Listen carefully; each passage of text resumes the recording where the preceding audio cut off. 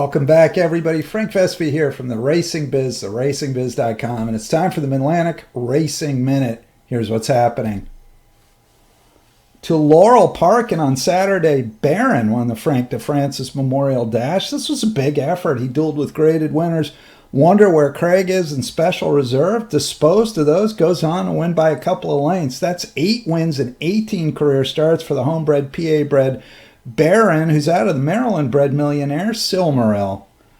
2 races prior, another terrific PA-bred Chub Wagon kept on doing her thing. She turned back the bit of Kaylasaurus at the head of the lane, goes on to win by 3. She didn't make her season bow until late June, but it looks like she's in mid-season form now. Chub Wagon now 12 for 13 in her career. To Charlestown, and speaking of horses who never lose, how good is Muad'dib?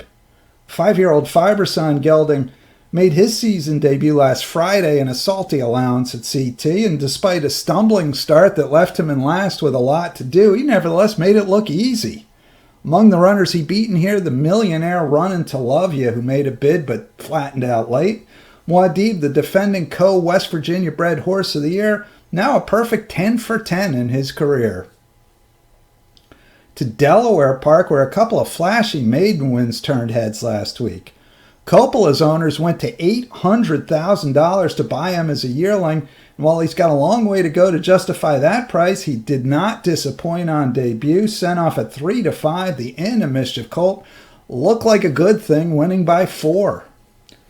2 races earlier, well, this one's on the house. Saloon, a 2-year-old Malibu Moon colt. Well, watch, he couldn't possibly win any easier than this. He's cruising home under wraps, 5.5 clear of the rest as the 3-5 choice. Legion Racing paid $100,000 for Saloon as a 2-year-old in training. And finally, to Colonial Downs, which kicked off its 2022 season July 11th. And when the day began, Chambeau, a daughter of Caraconte, was an unraced 5-year-old maiden.